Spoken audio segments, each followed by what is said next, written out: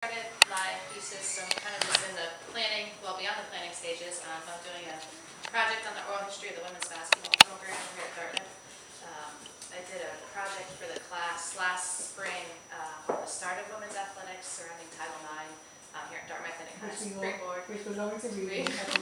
That sort of springboarded me for this topic. So it's kind of a topic that's never been touched on, especially in general for women's athletics.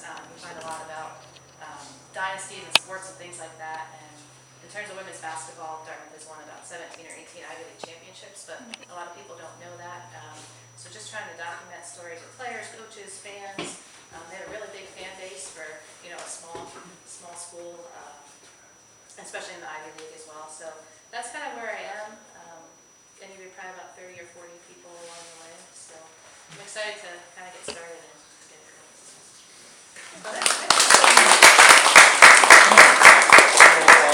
Both Mauda and Christiann are the example of the oral history triple-header. They took the class, did an IS, and now they're working on their thesis. You want to say something? No, I think that's fine. But there was yet some Alan Sherman sent his Oh, regards. that's right. Who's doing Alan Sherman? I have a very, very brief paragraph. Yeah. This is We the guy have who, others who are out there in the wide, wide world who send things in, but I think this is not really a classroom, so we'd like to wrap it up in a right, moment. so let's just see We what promise happens. this will be the last thing. Right.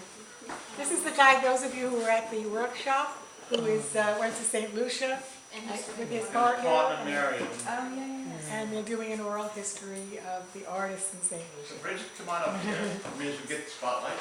And boy, they really struck gold. And they have two and they were interns very, now.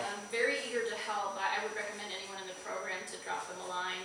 After the orientation we had, they were very open to me, giving me their tips, and just I really enjoy their topic, which is colonialism in the Caribbean. So that's why I was immediately gravitated towards them. But here it is.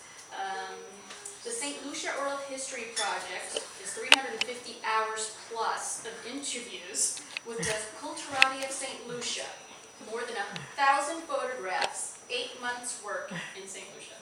Now, we're doing the hard part, transcribing the interviews and compiling material for a sample chapter on the legacy of slavery and colonialism as experienced in the lives of the interviewees.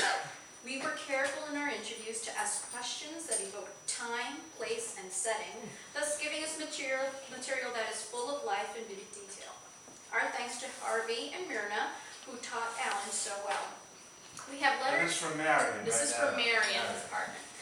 We have letters in the Tucker Foundation of Dartmouth and have posted our intern request on the Dartmouth Career Services website, as well as several other college internship sites.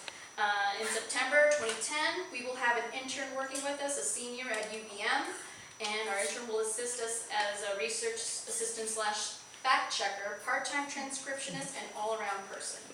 We are preparing the photographs for our month-long June 2010 exhibition at the Barnes & Noble's bookstore in South Burlington, Vermont. That could be a good field trip.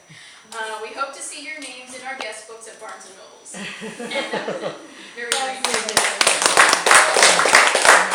We could go on, but the interesting PS about Alan Sherman and his partner Marion is they're really making a true business success of life after oral history.